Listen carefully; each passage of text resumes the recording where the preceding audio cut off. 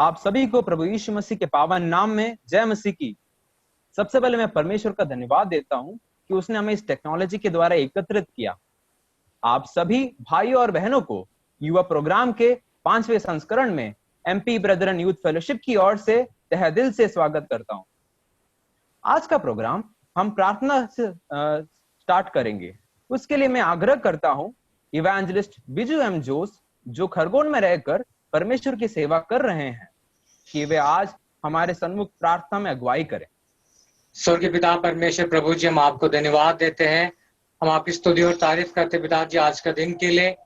इस रीति से प्रभु जी इस वक्त आपके चरणों में उपस्थित होने में प्रभु आपने हम सबों को मदद किया, इसलिए धन्यवाद देते हैं प्रभु जी। विशेषकर इस सुविधा के लिए हम आपको धन्यवाद देते हैं कि इस सुविधा के द्वारा प्रभु जी हम सब जुड़ जाए और आपके नाम की महिमा एक साथ कर सके। प्रभु जी आज के सारे कार्यक्रम को हम आपके हाथों में समर्पित करते हैं। पिताजी आप मदद कर ताकि सबके द्वारा आपके नाम की महिमा हो और हम सबों की आत्मिक बढ़ोतरी का कारण होने पाए। प्रभु जी विशेषकर प्रभु जी आज के कार्यक्रम में जो भाग लेने वाला हर एक भाई बहनों को हम आपके हाथों में समर्पित करते हैं। प्रभु जी जैसे दानियल के जो कहानी को जो प्रभु जी के माध्यम से हम सब सीखेंगे और आपके नाम की महिमा करेंगे प्रभु जी। और सारे कार्यक्रम के बीच में प्रभु हम चाहते हैं कि किसी भी प्रकार का रुकावट ना होने पाए, विशेषकर प्रभु जी नेटवर्क का प्रॉब्लम भी ना होने पाए। प्रभु जी इस प्रोग्राम को गाइड करने वाला आपके दास को भी हम आपके हाथ में समर्पित करते हैं। और एक भाइयों को प्रभु जी आप अपने अपनी जिम्मेदारी को निभाने के प्रभु जी आप अनुग्रह दे। प्रभु जी सारी बातों को हम आपके हाथ में समर्पित करते हुए धन्यवाद के साथ प्रार्थना प्रभु यीशु मसीह के नाम से मांगते हैं, आमीन। आज के कार्यक्रम में आप के लिए मैं भाई लिबी वर्गीस को आमंत्रित करता हूं। महान विश्वेश्वर और विधाता प्रभु यीशु मसीह के पवित्र, प्रेमी और पावन नाम में आप सबका इस मध्य प्रदेश युवा फेलोशिप के 5वें संस्करण में सहर्ष अभिनंदन, अभिवादन, स्वागत और वंदन करता हूं। हमारे बीच में बिहार से भी कुछ भाई बहन जुड़े हुए हैं, उनका भी मैं युवाओं की तरफ से सलाम करता हूं। और जैसा कि आप सब जानते हैं, इस बात से वाकिफ हैं कि पिछले सत्र में हमने इन युवाओं के द्वारा बाइबल के दानियल की किताब से हमने अध्ययन को किया था, चरित्र अध्ययन को हमने सुना था पिछली बार। और आज के इस कार्यक्रम में हम इस सत्र में इस बात को सुनेंगे कि किस प्रकार से हमारा जो हमने अध्ययन किया था उसका नाट्य रूपांतरण या लघु नाटक के रूप में हम इस दानियल की किताब को पढ़ेंगे। और जो हमारे युवा इस कार्यक्रम को सफल बनाने के लिए जो उन्होंने मेहनत की है, उन सब के लिए मैं उनका धन्यवाद देता हूं। जो हमारे युवा ऊर्जावान हैं, प्रतिभावान हैं, जुझारू हैं, कर्मठ हैं, उन सबको, सारे युवा और युवतियां जो मध्य प्रदेश में हैं, जिन्होंने इस कार्यक्रम के लिए अपना मेहनत और लगन को की है, उन सब का मैं धन्यवाद देता हूं। और आगे आप इस नाट्य रूपांतरण की प्रस्तुति को देखेंगे और मुझे यकीन है कि हम इस बात को कभी भी नहीं भूलेंगे कि दानियल की किताब में हमने क्या पढ़ा था। हमारे जहन में वो बात हमेशा रहेगी इस नाट्य रूपांतरण को देखने के बाद। और हम सब जानते हैं हमारे परमेश्वर की महिमा इस कार्यक्रम के द्वारा युगानिक होती रहे। समयों और ऋतुओं को वो पलटता है। बुद्धि और पराक्रम उसी की है। राजाओं का अस्त और उदय भी वही करता है। बुद्धिमानों को बुद्धि और समझ वालों को समझ भी वही देता है। वही गूढ़ और गुप्त बातों को प्रकट करता है। वह जानता है कि अंधेरे में क्या है और प्रकाश में उसके संग हमें क्या मिलेगा। आप सबसे अनुरोध है, विनती है, गुजारिश है, अनुरोध है कि आप प्रार्थना पूर्वक बैठें और इस कार्यक्रम को देखें। और इन सब कार्यक्रम के द्वारा हम परमेश्वर की महिमा को करने पाए, ऐसी कामनाओं के साथ मैं आगे के कार्यक्रम को युवाओं के हाथ में सौंपता हूं। धन्यवाद। धन्यवाद भाई लिबी वर्गीस। और अब हम आज के पहले गीत को सुनेंगे। उसके लिए मैं आमंत्रित करता हूं कटनी ब्रदरन चर्च के क्वायर टीम को, जिनमें हैं भाई धर्मेंद्र चौधरी, भाई रविंद्र कुमार, बहन शेफाली रॉबर्ट, बहन वंदना रॉबर्ट, भाई अभिलाष थॉमस और भाई प्रिंस बी तोपल। आप सभी को मैं आमंत्रित करता हूं। Over to Katni brethren church.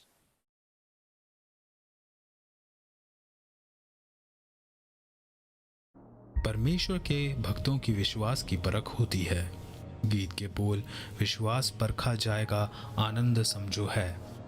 इस गीत में परख के समय आनंदित होने के लिए बताया गया है। क्या ये संभव है? जैसे कष्ट आने के समय के पश्चात सामर्थ्य होना जितना कठिन है, वैसे ही परखे जाने के बाद आनंदित होना। जिस प्रकार सोना कई तपन से होकर गुजरता है और उसकी अशुद्धता सारी जाती रहती है, वैसे ही हमारे विश्वास की परख होती है और हम प्रतिदिन नए होते जाते हैं। इसलिए ऐसी परख को दुख नहीं वरन आनंद समझिए।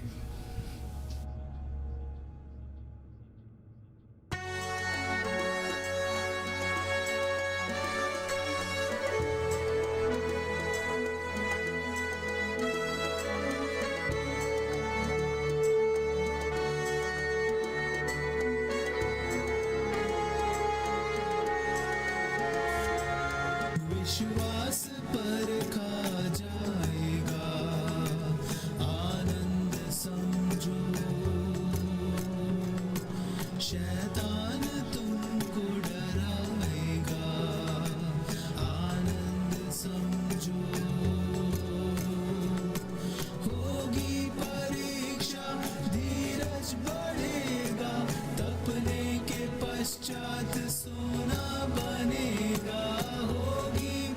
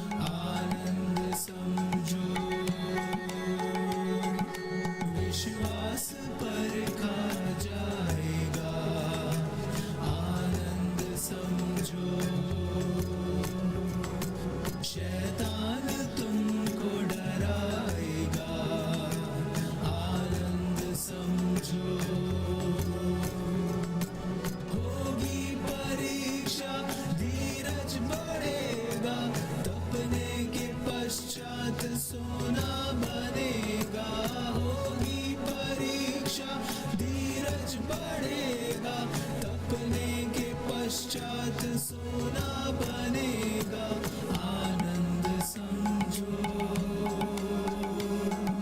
आनंद समझो। विश्वास परखा जाएगा, आनंद समझो। शैतान तुमको डराएगा, आनंद समझो।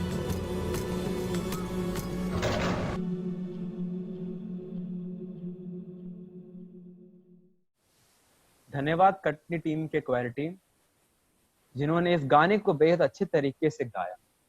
और अब हम इस प्रोग्राम के मेन इवेंट की ओर जा रहे हैं। जैसा कि आप सभी को पता है, दानियल की पुस्तक से चरित्र अध्ययन पर आधारित स्किट प्रस्तुति या फिर नाटक प्रस्तुति, मैं मानता हूं कि आप लोगों ने इस अपने ग्रुप के स्किट को बनाने में, उसको एडिट करने में और उसको प्रस्तुत करने में बेहद बढ़ चढ़कर हिस्सा लिया है। अब हम इस नाटक के दिशा निर्देश और पोलिंग को समझने के लिए मैं आमंत्रित करता हूं भाई कैल्विन आइजक डैनियल कि वे इस नाटक के दिशा निर्देश और पोलिंग को समझाएं। भाई कैल्विन। आप सभी को जय मसीह की। आज हम दानियल की पुस्तक से चरित्र अध्ययन के कुछ 4 नाटक है जो यहाँ प्रस्तुत किया जाएगा, उसको हम देखेंगे। आप सभी लोग जो मोबाइल से जुड़े हुए हैं, आप सभी लोगों से अनुरोध है कि आप अपने हेडफोन का उपयोग कीजिए ताकि इस नाटक को देखने का मज़ा जो है दो गुना हो जाए। गाइडलाइंस कुछ इस प्रकार है। सबसे पहला, जिसमें सभी प्रतियोगियों को 4 ग्रुप में बांटा गया है। हर एक ग्रुप को 3-3 अध्याय समान रूप से बांटा गया है। नाटक में दानियल के चरित्र विशेषताओं को दर्शाया गया है। इसके अलावा भी कई कथापात्र दानियल की पुस्तक में हैं जिन्हें प्रस्तुत किया जाएगा। इस नाट्य प्रदर्शन के लिए प्रत्येक ग्रुप को प्रस्तुत करने के लिए 10 मिनट दिया जाएगा। पूरे नाटक में हमारा केंद्र चरित्र अध्ययन रहेगा। नाट्य प्रदर्शन के दौरान आप सभी को उसी पर केंद्रित होकर प्रस्तुत करना अनिवार्य है। प्रत्येक नाट्य प्रदर्शन के उपरांत पोलिंग की जाएगी, जिसमें आप सभी दर्शकों को अंक देने हैं और बताना है कि आपको यह नाट्य कैसा लगा। पोलिंग के लिए विकल्प उसी में हिंदी व अंग्रेजी भाषा में उपलब्ध है। वोटिंग प्रत्येक श्रोतागण को करना है जो लाइव प्रोग्राम में हमारे साथ जुड़े हुए हैं। अंत में सारे नाट्य प्रदर्शन के उपरांत सारे पोलिंग का मूल्यांकन किया जाएगा। सारे पोलिंग का मूल्यांकन करके अंत में आरटी टीम के विशेष आंकलनों के बाद दोनों आंकलनों के अनुसार नतीजा दिया जाएगा। आप सभी से अनुरोध है जो फ़ोन से जुड़े हुए हैं, हेडफोन का उपयोग करें ताकि आप इस नाटक प्रदर्शन का मज़ा ले पाएँ। धन्यवाद।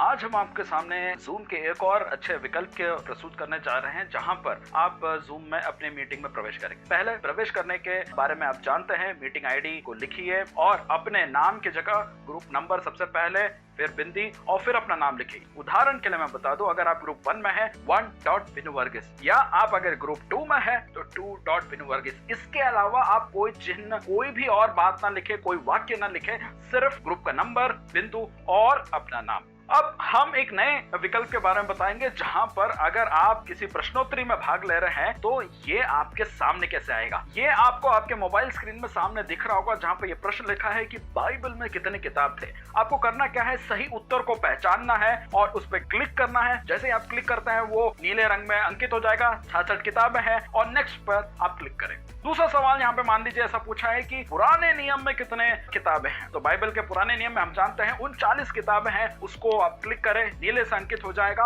और नेक्स्ट पे आगे बढ़ जाए। तीसरा प्रश्न वहां पर लिखा है कि नए नियम में कितने हैं। तो नए नियम में सही उत्तर होगा 27। इस प्रकार से आप जब ये पूरा कर लेंगे, सबमिट पे क्लिक करेंगे, यहाँ पे लिखा है your vote has been submitted, माने आपने जो प्रतिक्रिया दी है वो दर्ज की जा चुकी है। इसी प्रक्रिया को हम किसी प्रोग्राम के स्कोरिंग के लिए कैसे यूज करेंगे, यानी प्रतियोगिता में आपको अंक देने के लिए। तो आप जैसे ही ज्वाइन हुए हैं, आपके सामने यहाँ पर एक स्क्रीन फ्लैश होगा, इसमें पूछा है कि कैसा लगा है। तो यहाँ पे देखिए 5 विकल्प दिए हुए हैं। पहला विकल्प 1 अंक देना चाहते हैं, तो बहुत ही खराब रहा है।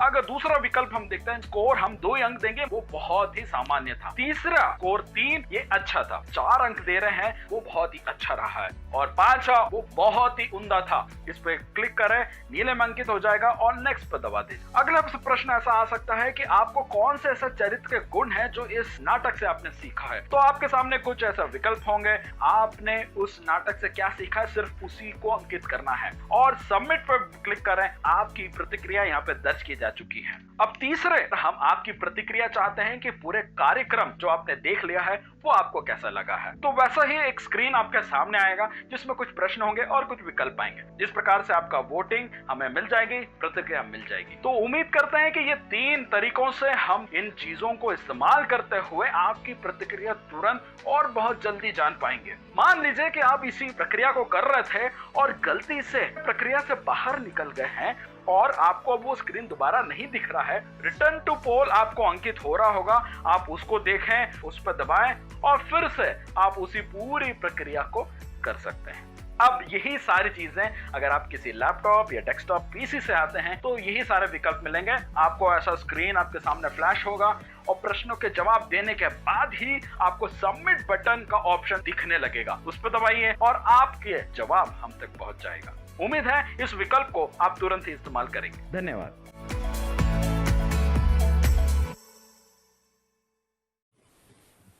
धन्यवाद भाई कैल्विन डैनियल इस नाटक के दिशा निर्देश को समझाने के लिए। अब हम के नाटक को देखेंगे। मैं आप सभी से अनुरोध करता हूं कि आप सभी लोग अपना हेडफोन या ईयरफोन लगाकर ध्यानपूर्वक इस नाटक को देखें और सुनें और दिशा निर्देश के अनुसार पोलिंग करें।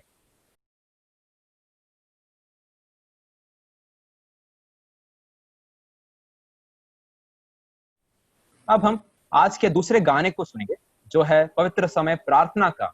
उसके लिए मैं आमंत्रित करता हूं क्वायर टीम को। Over to Katni brethren church choir team.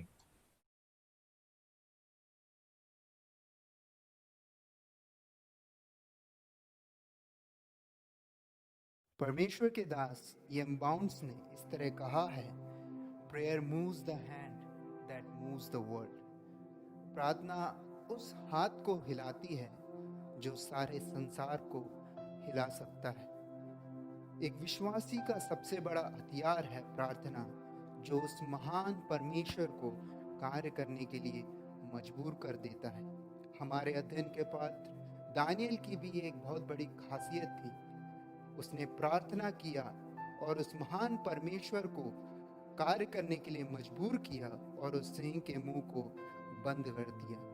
इसी खासियत को मद्देनजर रखते हुए हम इस गीत को प्रस्तुत करते हैं, पवित्र समय प्रार्थना का।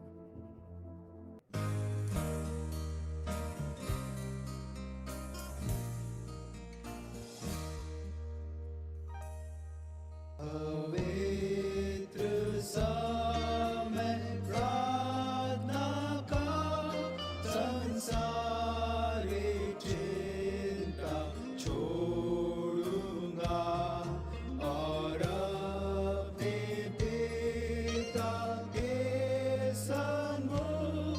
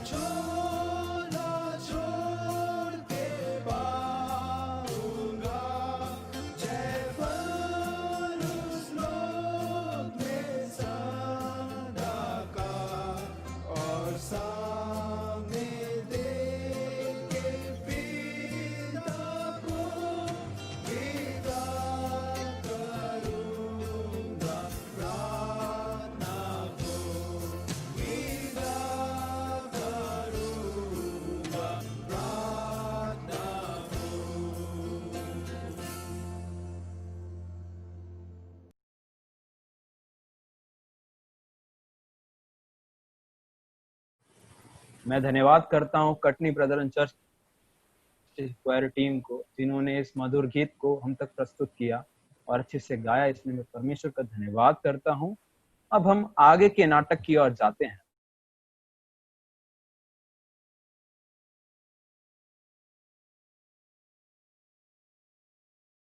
मैं आशा करता हूं कि आप सभी ने अलग अलग ग्रुप्स के पोलिंग को या वोटिंग को आपने किया होगा।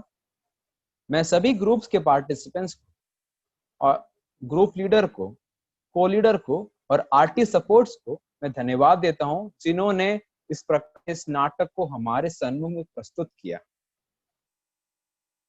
अब हम अगले कार्यक्रम की ओर जाएंगे। मैं मानता हूं कि आप सभी लोग प्रभु यीशु मसीह को अपना उद्धारकर्ता के रूप में ग्रहण किए होंगे। जब आपने प्रभु यीशु मसीह को अपना उद्धारकर्ता के रूप में ग्रहण किया, आप संसार की दृष्टि में गवाह ठहरे, प्रभु यीशु मसीह के गवाह ठहरे। तो उसी प्रकार आपने कई भाइयों और बहनों ने अपनी गवाही को वीडियो रिकॉर्ड कर हम तक पहुंचाया है।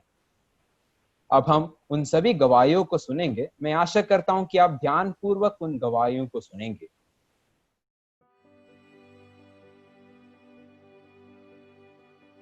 आप सबको जय मसीह की। आपने मुझे यह मौका दिया, इसके लिए मैं आपका धन्यवाद करता हूँ। मेरा नाम दीपक पुरिया है।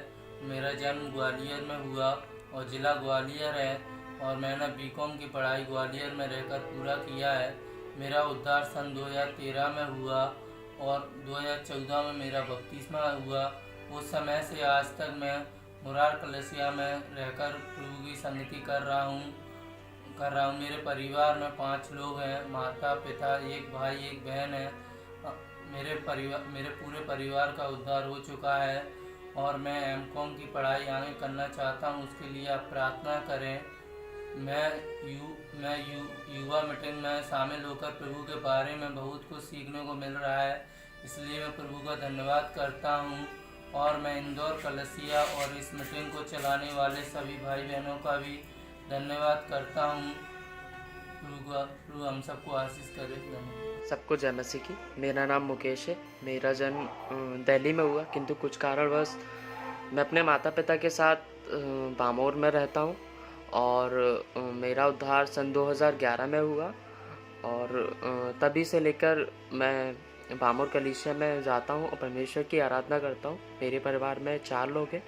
मेरा एक भाई है और मेरे परिवार में सभी लोग उद्धार पा चुके हैं। एमपी के युवाओं को एकजुट रखने के लिए इंदौर के एल्डर्स और युवा की इस पहल से मैं बहुत खुश हूँ और मैं आशा करता हूँ कि यह पहल युवाओं को एकजुट तो रखेगी, परंतु परमेश्वर की संगति में और परमेश्वर के इस मार्ग में सबको आगे बढ़ाने में प्रोत्साहित करेगी। सभी को धन्यवाद। सबको जय मसीह की। पिता परमेश्वर के नाम की महिमा हो। मेरा नाम मनोज लांगोड़े है। मैं खंडवा असेंबली से हूँ और मैं एक हिंदू परिवार से हूँ और खंडवा से 20 किलोमीटर की दूरी पर मेरा गांव पंदाना है, वहाँ से मैं हूँ। और मेरे 2 भाई हैं, माता पिता हैं और मैं 2012 में प्रभु को उद्धारकर्ता के रूप में स्वीकार किया और प्रभु ने मेरे पापों की क्षमा दिया।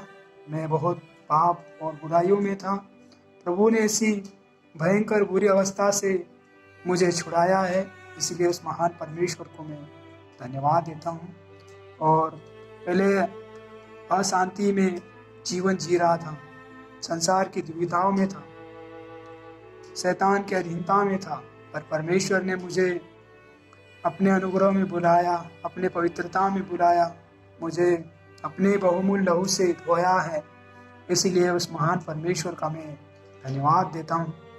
और मेरे परिवार के लोग भी अभी अविश्वास की दशा में हैं, उनके लिए भी प्रार्थना करें, प्रभु उन्हें भी बचाएं और वे भी विश्वास में आकर प्रभु की संतान बने।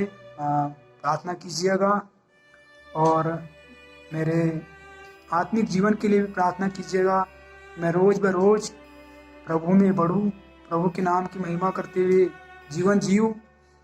मेरे जीवन से प्रभु सहायता करे, मदद करें।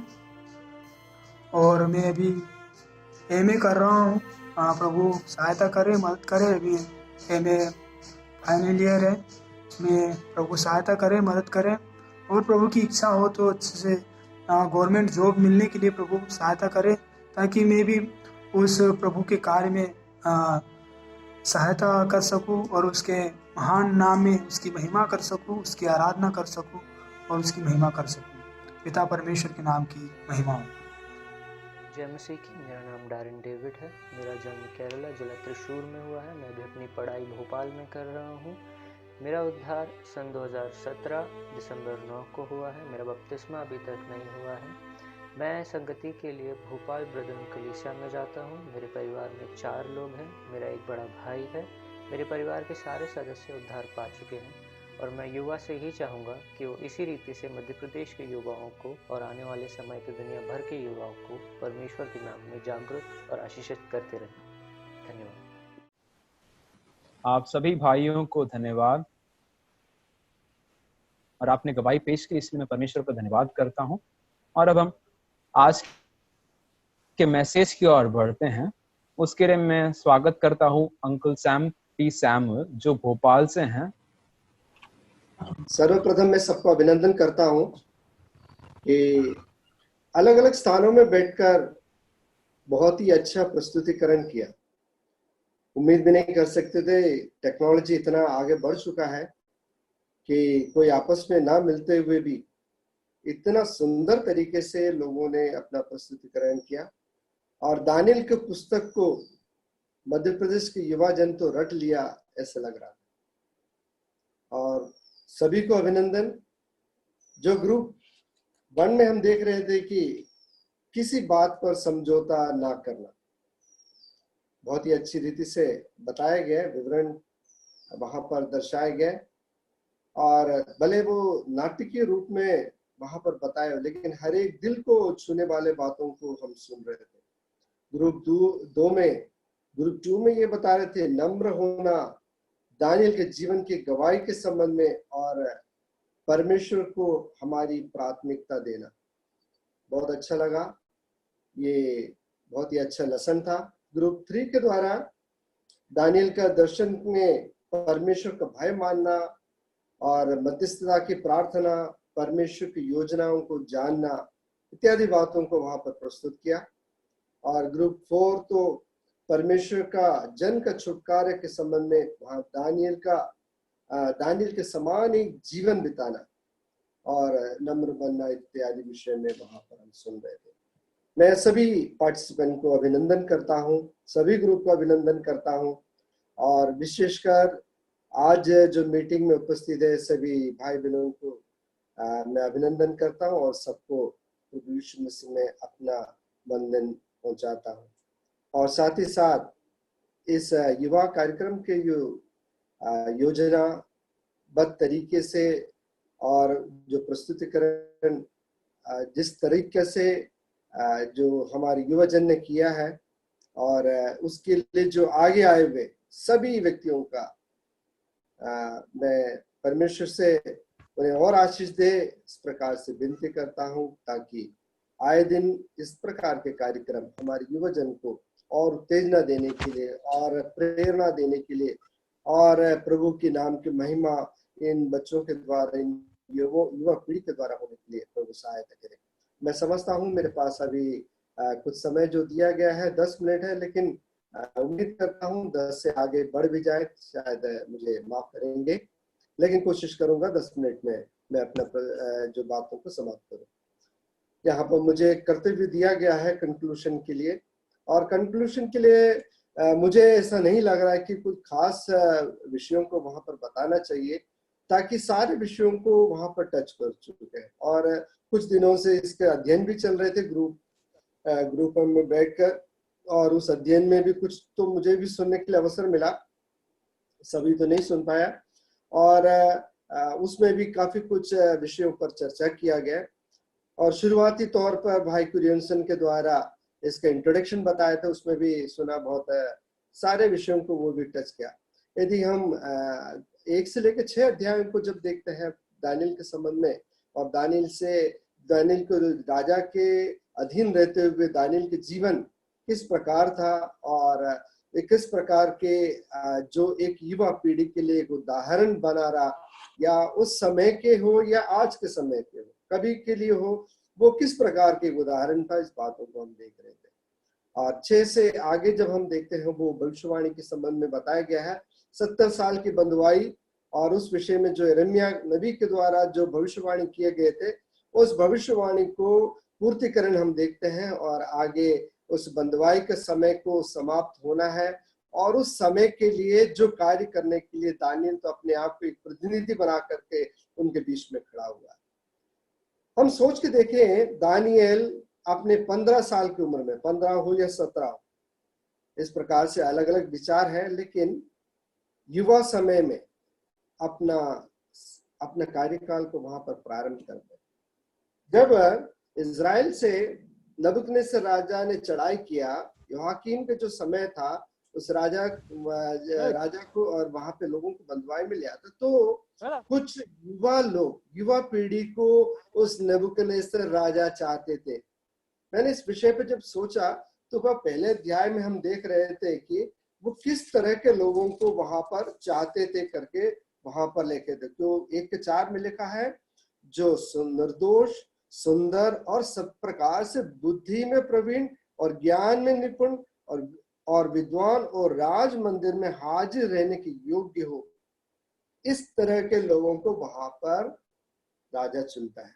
देखो, राजा की चुनौती एक तरफ, राजा ने तो देखा अपने फिजिकल अपीयरेंस में, या उनके जो कुछ जो थोड़े बहुत जो टेस्ट करके जो समझ में आया वही देखा, लेकिन उस दानियल और उनके साथी जब बंधुआई में आए थे, परमेश्वर तो बहुत आगे की बातों को देख चुका था, और दानियल और उनके साथियों से किस प्रकार से वहां पर कार्य होना है वो हमारा परमेश्वर पहले से जानता था। और वो है दानियल के जीवन का एक परिवर्तन। दानियल के जीवन को हम निकाल के देखें तो वो बहुत ही एक तरह से हम कहा जाए तो एक कठिनाई की अवस्था है एक व्यक्ति के लिए, जब किसी प्रदेश में अकेले होकर परमेश्वर के लिए गवाह होना। अक्सर ये होता है, हमारे युवा पीढ़ी कभी नौकरी के लिए जाते हैं, कॉलेज में जाते हैं, दूर दराज में पढ़ने जाते हैं, और समय काल ऐसा रहता है कि अक्सर अकेले रहते हो या अपने दोस्तों के साथ रहते हो। वहां पर एक विचार मन में आता है कि मुझे तो कोई नहीं देख रहा है, मैं तो यहाँ पर अकेला हूं, यदि मैं कोई भी कार्य करता हूं कोई भी नहीं देखता, क्योंकि मेरे घर वाले तो दूर हैं।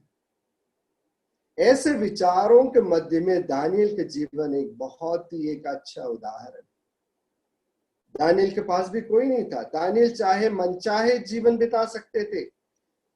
उस राजा के दरबार में जिस प्रकार से रखा गया है वो बड़ा प्रफुल्लित होना चाहिए, बड़ा खुशी मनाना चाहिए।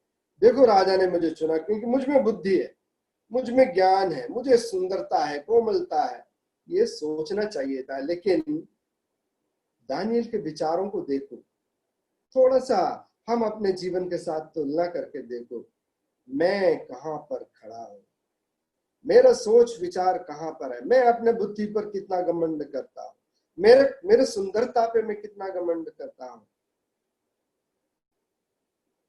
अक्सर होता है कि सुंदरता पे घमंड करने बहुत ही एक गिरी हुई अवस्था, हम अपने शरीर पर घमंड करना। परमेश्वर के वचन उस बात को नकारते हैं और कभी भी इस बात के प्रोत्साहन नहीं देता है कि हम अपने शरीर के लिए घमंड की वस्तु बने या घमंड करें।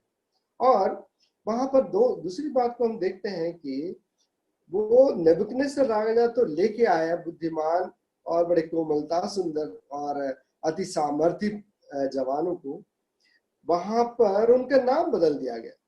पहले कितना अच्छा नाम था, दानियल का नाम का मतलब क्या था? गॉड इज माई जज, यहोवा मेरा न्यायी है, परमेश्वर मेरा न्यायी है। देखो वहां पर क्या नाम रखा गया, बेलशस्सर, यानी कि बाल का सेवक। फर्क पड़ा? कुछ नहीं। दानियल का नाम से है ना दानियल का जीवन? नहीं। यानी कि नाम किसी व्यक्ति के जीवन में परिवर्तन नहीं ला सकता। हनन्याह को क्या रखा? शब्द हनन्याह का नाम का मतलब था लॉर्ड इज ग्रेशियस, प्रभु अनुग्रहकारी है। लेकिन वो सूर्य देवता के समान के या इंस्पायर करने वाले शब्द के तौर पर। मिशाएल का नाम था व्हाट गॉड इज, लेकिन क्या नाम आया? वो चंद्र देवता के नाम से समान नाम आया। इस तरह से हम अवेन्द्रगो का भी देखते हैं, नेबो का दास करके नाम रखा गया। नाम से कोई परिवर्तन नहीं हुआ उनके जीवन में। हम अलग अलग नाम से पुकारे जाते हैं, लेकिन क्या नाम अपने जीवन में परिवर्तन कर सकता है? हम अलग अलग जातियों में से आए हैं, क्या जातिवाद हमारे जीवन में कोई परिवर्तन कर सकता है? हम अलग अलग धर्मों से प्रभु यीशु मसीह के पास आए, क्या धर्म के काम हमारे जीवन में कोई परिवर्तन कर सकता है? नहीं। इसलिए जब मैं प्रभु को अपना लिया तो प्रभु ही मेरा सब कुछ है। अब नाम से क्या लेना? लोगों को पुकारने के लिए एक नाम चाहिए, वही नाम यहाँ पर देखते हैं। लेकिन दानियल के जीवन और उसमें से कोई अंतर नहीं आया। मुझे सबसे एक बहुत ही एक अच्छा उदाहरण के तौर पर मुझे आज युवा पीढ़ियों से बात करने के लिए एक विषय जो इसमें से दिखा। काफी विषय है इसके संबंध में, काफी बातें कहने लगेंगे तो आज कितने भी समय हम दे देंगे, समय कम पड़ सकता है, क्योंकि बहुत सारे बातें दानियल की पुस्तक से सीखने के लिए हमें। और वो दानियल की पुस्तक हमें एक विश्वासी के जीवन में बहुत कुछ सिखाता है। मैं उम्मीद करता हूं हमारी युवा पीढ़ी इस बातों को सीख लिया होगा। दानियल के जीवन का डिसीजन यानी कि निर्णय, ये बहुत ही महत्वपूर्ण था। पहला अध्याय उसका 8वां आयत में देखते हैं, परंतु दानियल ने अपने मन में ठान लिया कि वह राजा का भोजन खाकर और उसके पीने का दाख मधु पीकर अपवित्र न होए, इसलिए उसने खोजों को प्रधान से विनती की कि उसे अपवित्र ना होना पड़े। दानियल का जीवन का निर्णय था कि किसी भी हालत में, किसी भी माहौल में, किसी भी प्रदेश में मैं अपने आप को अपवित्र नहीं करूंगा परमेश्वर के सामने। दानियल इस बातों को कैसे रखा गया, ये बड़ा ध्यान देने वाली विषय है। बात सही है, विषय बहुत ही कठिन है, लेकिन प्रस्तुतिकरण कैसा रहा? बहुत ही नम्रता के साथ और परमेश्वर के सहयोग के साथ, विद गॉड्स हेल्प, और धीरज के साथ। केवल उतना ही नहीं, विश्वास के परखे जाने की तैयारी के साथ। 4 बातों को हम यहां पर देखें। एक, हमारी प्रस्तुतिकरण, हम जहां पर है, हमें जब इस तरह के माहौल आते हैं, अवसर आते हैं, हमें अपने आप किस प्रकार से प्रस्तुत करना चाहिए? नम्रता के साथ, परमेश्वर की मदद के साथ। हम बिना परमेश्वर के मदद से कोई काम नहीं कर सकता। दानियल के जीवन तो बहुत ही अच्छा उदाहरण है, कई बातों को हमने देख चुका है, और उसने हर कार्य को सामना करने के धीरज ठान लिया था, उसके जीवन में था। क्यों? कहां से आया? ये परमेश्वर की मदद से हुआ। और वहां पर किसी भी परिस्थिति आ जाए, उसमें परखे जाने की तैयारी अपने आप को कर दी, यानी कि दृढ़ निश्चयता, ठान लिया कुछ भी हो जाए। देखिए ना, हम आगे देख रहे थे, जब दानियल को मुंह पे मार में डाल दिए तो क्या दानियल डरा? नहीं। शद्रक, मेशक, अबेदनगो डरा? आग की सामना करने के लिए वो भी नहीं डरा। कैसे आए? ये परमेश्वर की मदद से ही हो पाएंगे। मेरे युवा भाइयों बहनों, मुझे एक बात कहना है, आप जिस परिस्थिति में भी जाएंगे, जिस परिस्थिति में रहेंगे, परमेश्वर की मदद मांगकर, परमेश्वर की मदद के साथ चलेंगे, आप में उस निर्णय लेने का वो हृदय और आपके जीवन को एक अच्छे निर्णय में ठाने रहने के लिए, दृढ़ निश्चयता के साथ जीने के लिए परमेश्वर अवसर को देता है। वहां पर हम देखते हैं कि दानिएल का वही पहले अध्याय में 15 से जब 16 आयत तक देखिए, वहां पर दानिएल खुद इस बातों को रखता है कि 10 दिन तक मुझे परख के देख लो और तुलना करो। हम हो तो ये सोचते हैं क्या मालूम 10 दिन में क्या हो जाए, कहीं मैं दुबला तो नहीं हो जाऊंगा, कहीं ऐसा तो नहीं कि मैं दुबला हो जाए, मुझे मार डाले या खत्म कर दे, भगा दे, कुछ भी हो सकता है। देखो मुझे कितना अच्छा मौका मिला है, अवसर के अनुसार मेरे जीवन होना चाहिए, जैसे यहाँ मौका मिला मौके के अनुसार मेरे जीवन होना चाहिए। कई बार हमारा सोच ऐसा होता है जैसे माहौल है वैसे चलो। मेरे मसीह भाइयों बहनों, इसके लिए हमें नहीं बुलाया। जो माहौल है माहौल के अनुसार जीने के लिए नहीं, हमें प्रभु के लिए जीने के लिए बुलाएंगे और प्रभु के लिए हमें जीवन अंत तक जीना है। यही दानिएल की पुस्तक सिखाते हैं। और केवल उतना ही नहीं, वहां पे परमेश्वर ने उन्हें क्या दिया है वहां देखते हैं कि 17 आयत में परमेश्वर ने चारों जवानों को सब शस्त्रों और सब प्रकार की विद्याओं में बुद्धिमानी और प्रवीणता दी, और दानिएल सब प्रकार के दर्शन और स्वप्न के अर्थ का ज्ञानी।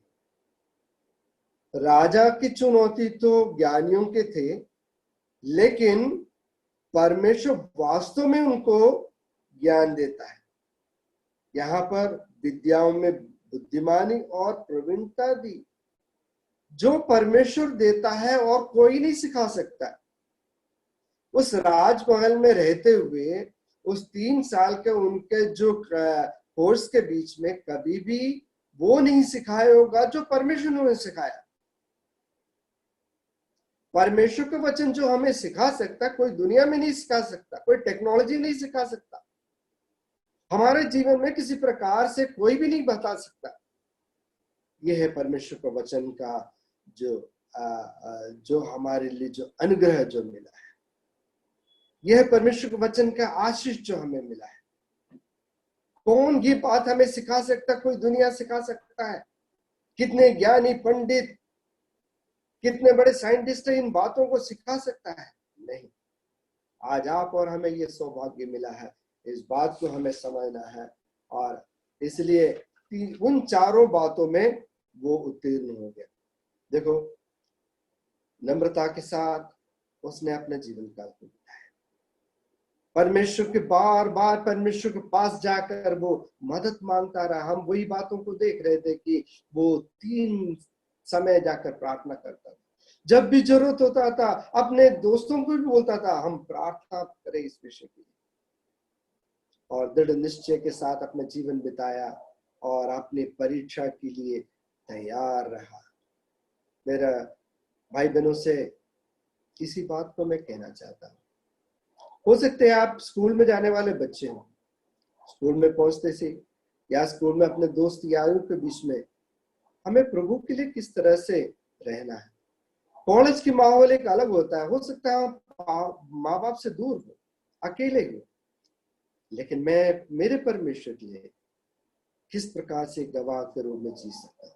दानिएल को देखो, दानिएल अकेला था, उसके माँ बाप उनके साथ था, कहीं नहीं लिखा, लेकिन दानिएल का जीवन तो अपने आप को संभालने के लिए परमेश्वर की मदद मांगता रहा और अपने जीवन को वो परमेश्वर के लिए जीता रहा। हम कोई नौकरी के स्थान में, वहां पर हमें गलत काम करने की प्रेरणा आएगी, अवसर मिलेगा, लेकिन उसको धिक्कार कर हम परमेश्वर के लिए एक उत्तमदायक जीवन बिता पाए।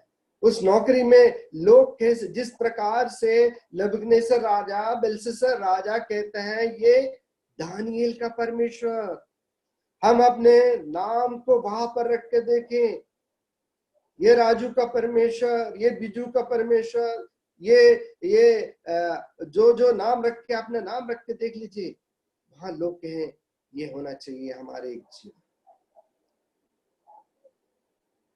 यदि आप विवाहित है आप बच्चों को पाल रहे हैं, तो भी हम अपने बच्चों को जिस प्रकार के दानियल के माँ बाप ने नींव डाला होगा अपने बच्चों के प्रति, जो आज वो उस बैबीलोन में जाकर खड़े होकर उस राजमहल में परमेश्वर के लिए गवाह हुआ, उसी प्रकार से वो हमारे बच्चों को भी उसी प्रकार से पालने के लिए परमेश्वर हमें सहायता करे। 3 बातें मेरे मन में आया जो दानियल ने किया था। एक तो touch not, taste not, handle not, ना छूना, ना छकना, ना अपनाना। 3 बातों को हमेशा ध्यान रखना। हमारे जीवन में हम कोई भी चीजों को देखते हैं तो एकदम से हमारे इच्छा शक्ति बढ़ जाती है, इसको छू को तो देखें। एक भोजन वस्तु ही समझिए जो हमें खाना नहीं है, लेकिन उसको छूने की इच्छा होता है, उसको खाने की, चखने की इच्छा होता है और उसको अपनाने की इच्छा होता है। ये विचार कहां से आता है हमारे मन में? पहला यूहन्ना उसका 2:16 में हम पढ़ते हैं, जो कुछ संसार में अर्थात शरीर की अभिलाषा, आंखों की अभिलाषा और जीविका का घमंड। 3 बातें ध्यान रखना। जो कुछ संसार में, जो संसार हमें क्या देता है? शरीर की अभिलाषा, आंखों की अभिलाषा और जीविका का घमंड। यूहन्ना इस बातों को स्पष्ट कहता है। संसारिक रीति से जीने से क्या होगा? परमेश्वर आत्मिक व्यक्ति को आत्मा की अगुवाई में जीने के लिए, आत्मिक होकर जीने के लिए रखा गया।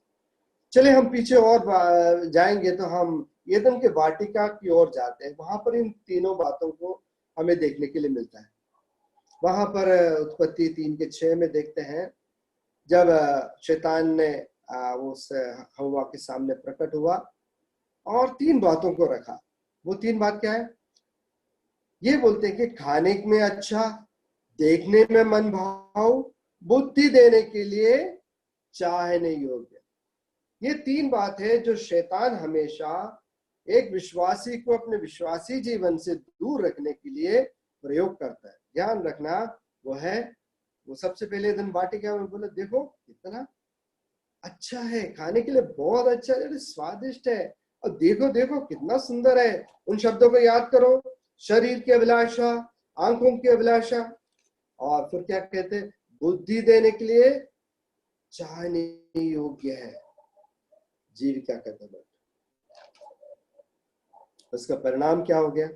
वो 3 परिणाम भी उत्पत्ति उसका 3:7 में लिखा है। एक, आंखें खुल गई, आंखों की अभिलाषा, देखो पराजय हो गए।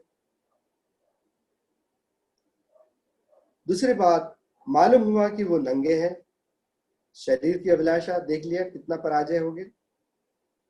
तीसरी, जीविका के घमंड में अंजीर पत्ते जोड़कर लंगोट बनाया, क्योंकि जो उनका शरीर जो पहले था उस अवस्था से बदल गया, घमंड पैदा हो गया। यीशु मसीह का परीक्षा करने के लिए जब गए थे शैतान, यीशु मसीह का जब परीक्षा कर रहे थे, यही 3 बातों से परीक्षा किया। लस्ट ऑफ फ्लेश, उनको भूख दिया और उनसे कहा गया, भूख में इस पत्थर को रोटी बना दिया जाए। बोला, तुम्हें भूख लगे ना, चलो इस पत्थर से कहो कि रोटी बन जाएगा और तुम उसको खा के भूख मिटा लेना। दूसरी बात, मैं ये तुम्हें सारे राज तुम्हें सौंप दूंगा। तीसरी बात कहा कि तुम इसमें से, इस चोटी में से कूद जाओ, तुम्हें संभालने के लिए स्वर्ग के दूतों को आज्ञा दी। परीक्षाओं की इस 3 घड़ी हमेशा हमारे जीवन में याद रखना चाहिए। गलातियों उसके 5वें अध्याय में 19वां आयतों को हम देखते हैं कि इस प्रकार से पाप जो शारीरिक व्यक्ति जो करता है या शरीर की इच्छा के द्वारा होता है, वो हम देखते हैं, यानी कि शरीर के कामों के संबंध में हम देखते हैं कि इस प्रकार से बैर रखना, झगड़ा करना, व्यभिचार करना, गंदे काम, लुचपन, मूर्ति पूजा इत्यादि बहुत सारे बातें वहां पर करते हैं। ये सब क्या है? शरीर की इच्छा। शरीर की इच्छा आत्मिक इच्छाओं से दुश्मन है। या विपरीत है, कभी भी मेल नहीं खा सकते। यानी कि हम यदि सोचें हम शरीर की इच्छा और आत्मिक इच्छाओं को एक साथ ले चले, ये आत्मिक जीवन में जीवन का पतन होगा, कभी भी आगे नहीं बढ़ पाएगा। परमेश्वर हम सबको सहायता करे। मेरे समय समाप्ति की ओर है और उसके 4 अध्याय, उसके 30वां अध्याय में नबूकदनेस्सर राजा को क्या हुआ, इसी शरीर की या घमंड के कारण क्या हुआ हम देखते हैं। क्या ये बड़ा बाबुल नहीं जिसमें मैं ही ने अपने बल और सामर्थ राज निवास होने के लिए अपने प्रताप की बड़ाई के लिए बसाया है। जब राजा नबूकदनेस्सर इतने बातों को जान चुका है, जीवित परमेश्वर कौन है, वो अंगीकार कर चुका है, दानियल का तारीफ कर चुका है, इन सारे कामों के बावजूद भी परमेश्वर ने तो पहले से जान लिया था नबूकदनेस्सर राजा को, और स्वप्न दिखाया, स्वप्न का अर्थ भी बताया दानियल ने, और दानियल ने उन्हें ये भी बताया कि 27वां आयत में देखते हैं कि इस कारण हे राजा मेरी यह सम्मति स्वीकार कर कि यदि तू पाप छोड़कर धर्म करने लगे और धर्म छोड़कर दीनहीनों का दया करने लगे तो संभव है कि ऐसा करने से तेरा चैन बना रहेगा। प्रभु के वचन हमें चेतावनी देता रहता है। जब हम पाप और पाप के संबंध के कामों के लिए हमारे दिल की इच्छा बढ़ती है, या उस लालसाओं में हम जब पढ़ने लगते हैं कि परमेश्वर का वचन हमें बार बार चेतावनी देते रहते हैं, नहीं नहीं नहीं, हम चेतावनी को यदि तिरस्कार करके आगे बढ़ेंगे तो पाप और पाप के कामों में पड़ जाए, उसका फल तो बहुत ही गंदा है। लेकिन यहाँ चेतावनी के बावजूद भी नबूकदनेस्सर क्या कहता है कि मैंने कितना बड़ा बाबुल तैयार कर दिया, वो मैं इसमें से शान से जिंदगी मैंने बनाया, वो परम प्रधान परमेश्वर को भूल गया। अपने राज निवास के लिए मैंने क्या तैयार किया, उसका घमंड के कारण क्या हुआ हम आगे हमने सुना भी और आगे देखते भी है। उसको उस जानवर समान जीना पड़ा। और यही है ये जो बैबिलोन के हम बातों को देखते हैं कि वो एक हमें जो कलीसिया का एक जो बातों को याद दिलाता है। कलीसिया के अंदर हमारा जीवन किस प्रकार से होना चाहिए और कलीसिया में हमारा जीवन किस प्रकार से, हमारी योगदान क्या है। हमने देखा कि कितने टैलेंट हमें प्रभु ने दिया, उस प्रभु के टैलेंट को हम अपने कलीसिया के अंदर इस्तेमाल करें और भी अपने युवा साथियों को प्रोत्साहन देने के लिए इस्तेमाल करें और हमारे जीवन को प्रार्थना के लिए और इस्तेमाल करें। प्रभु इन वचनों के द्वारा हमें सहायता करे। जिस प्रकार से हम एक जहाज में जाते हैं, समुद्र की जहाज के अंदर जाते हैं, जहाज के अंदर जब हम समझते हैं कि वो हमारे लिए बहुत ही सुरक्षित है और छोटा सा एक छेद उसके अंदर पानी भरने देते हैं, पानी आने देते हैं, रिसन होता है, तब हम उसको मतलब उसको इस तरह से देखते हैं कि वो अनदेखा कर देते हैं। लेकिन उस छोटा सा छेद नाव के अंदर पानी भरकर डूबने देता है। ध्यान रखें, हमारी नैया जीवन जब हम इस समुद्री लहर से पार करते हुए जब जाएंगे, छोटी सी छेद को भी ध्यान रखना कि वो उस नाव में ना आए, हमारे नाव में ना पड़े और हमारे जीवन को धन्य होने पाए। मैं सभी युवा साथी, हमारे सभी भाई बहनों को एक और बार मैं धन्यवाद देता हूँ और आगे आपका जीवन प्रभु के लिए और समर्पित होने के लिए परमेश्वर आप सबको सहायता करे। प्रभु के नाम की स्तुति। धन्यवाद अंकल सैमुअल। आज आपने हमारे सन्मुख जो संदेश सुनाया उसके लिए मैं परमेश्वर का धन्यवाद देता हूँ। अब हम आगे की ओर बढ़ते हैं। मैं मानता हूं कि आज के नाटक के रिजल्ट की जानकारी के लिए आप बेहद इंतजार कर रहे हैं, इसलिए मैं भाई बिनु वर्गीस को आमंत्रित करता हूं कि वह आज हमसे रिजल्ट के बारे में कुछ जानकारी दे। भाई बिनु वर्गीस। परमेश्वर के नाम की महिमा हो। और जैसे आप सभी ने इस बात को यहाँ पर देख लिया है कि कैसे इन सभी युवाओं ने बहुत बढ़ चढ़ कर ये मेहनत करी है, और ये मेहनत कुछ 1 या 2 दिन की नहीं है, ये मेहनत पिछले 1.5 महीने की है।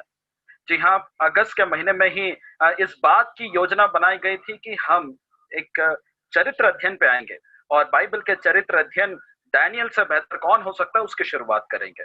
और हमने 13 तारीख के उस कार्यक्रम में हम बहुत अलग अलग समूहों में बंटकर एक साथ हम इस चर्चा पे कर रहे थे। जब हमने शुरुआत करा था, कई हमारे युवाओं के मन में एक ही प्रश्न था, इसे करे तो कैसे करे। तो चर्चाएं आगे बढ़ी और चर्चाएं जब सफल हुई और उन्हें उस चरित्र अध्ययन से उन्हें कुछ ऐसे चरित्र विशेषताएं मिली तो उनका मनोबल बढ़ा। और यहाँ पर चुनौती खत्म नहीं होती है। 27 तारीख आज के दिन, आज के तारीख का और विशेष समस्या थी, क्योंकि अब इन सभी बातों को एक नाटक के रूप में आपके सामने लाना था। और जैसे कि आप सभी देख रहे हैं कि हम जिस परिस्थिति और महामारी से गुजर रहे हैं, एक दूसरे से मिलना बहुत मुश्किल है और ये मुमकिन ही नहीं, क्योंकि हम सभी अलग अलग शहरों में और अलग अलग जरूरतों के साथ बैठे हुए हैं। लेकिन परमेश्वर ने इन सभी बातों में हमें बहुत तायत से आशीष दिया और कई घंटों की मेहनत और परमेश्वर के अनुग्रह और उसके द्वारा दिए उस विवेक के द्वारा ही सभी युवा इस अद्भुत स्किट को इस प्रकार से आपके सामने लेके आ पाए हैं।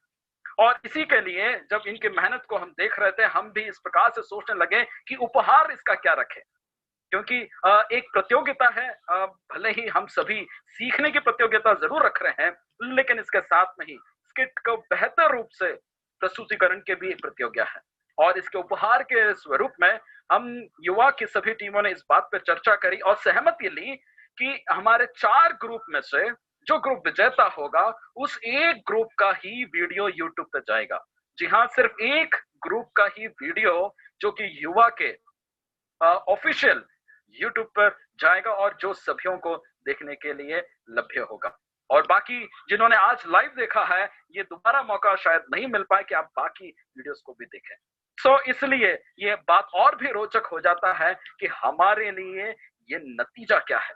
और नतीजे के लिए आप एक नए तरीके से भी आज सभी युवाओं ने एक मतदान के रूप में दिया है। और ये मतदान सिर्फ आज के लाइव लोगों के साथ ही था। इसमें 2 परिवर्तन थे। 60% आज जितने लोग यहाँ जूम आईडी पे जुड़े हैं, इन्होंने अपना मतदान दिया है, लेकिन 40% हमारे युवा के आरटी मेंबर्स ने भी योगदान दिया है। इसके साथ ही पीछे वो एक अलग क्वेश्चनर फॉर्म को भर रहे थे, एक प्रश्नोत्तरी को भर रहे थे, जहां पर इस बात के आकलन कर रहे थे कि कौन सा ग्रुप किस बात को अध्ययन को लेकर सामने आ पाया है। कारण इतना ही है क्योंकि हम सभी आपकी इस मेहनत को देख रहे हैं और इस बात को पूरी तरीके से सराहना करना चाहते हैं। बंद कमरे में की गई मेहनत को भी परमेश्वर वहां से देखता है। तो जितना हो सके हमने इस बात का ध्यान रखा कि आप सभी की मेहनत को परमेश्वर तो वहां पर सराहना करेगा ही और हम भी इसमें छोटी सी भूमिका निभा सके। लेकिन इसके साथ ही आज का सबसे बड़ा ट्विस्ट जो आपके लिए हम देते हैं, हमारा आज का जो रिजल्ट है ये हम आज बता नहीं पाएंगे। तो आपके लिए ये बात बनी रहेगी कि किसने ये प्रतियोगिता को जीता है।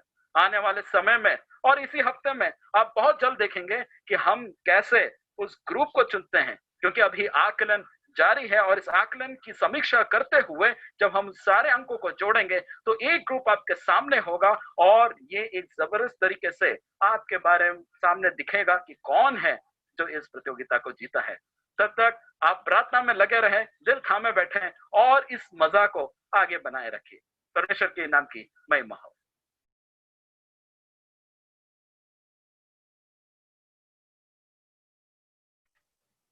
धन्यवाद भाई बीनू वर्गीस। अब हम प्रार्थना करके आज की मीटिंग को समाप्त करेंगे। उसके लिए मैं आग्रह करता हूं इवेंजलिस्ट ज़ेबुलून जेकब जो भोपाल में हमारी सेवकाई प्रभु की सेवकाई करते हैं कि वे हमारे भाइयों और बहनों के लिए जिन्होंने गवाही दी है उनके लिए प्रार्थना करें और आशीर्वाद की प्रार्थना करते हुए आज की इस मीटिंग को समाप्त करें। हमारे प्यारे खुदावंद आसमानी बाप, हम आपके पाक हुजूरी में आते हैं। खुदा बाप, हम आपका शुक्रिया अदा करते हैं, आपकी हमदोस्ताइश करते हैं आज के इस हमारे नौजवान भाइयों की मीटिंग में। खुदावंद आपकी बरकत और खुदावंद हम आपकी महिमा को देखने पाए, खुदावंद करने पाए। प्रभु आपका धन्यवाद देते हैं, आपके नाम की स्तुति हो। प्रभु युवाओं ने जो चारों ग्रुप के भाइयों ने जो प्रस्तुति की है प्रभु जी, दानियल की लाइफ से और अलग अलग समय में किस प्रकार से परमेश्वर उनके साथ रहा। खुदावन हम आपका शुक्रिया अदा करते हैं जवानों की ज़िंदगी के लिए, उन भाइयों के लिए प्रभु जिन्होंने अपने मधुर गवाहियों से भी हमें नवाजा है। खुदावन उनकी ज़िंदगी में आपने अपने अद्भुत कामों को किया है प्रभु जी।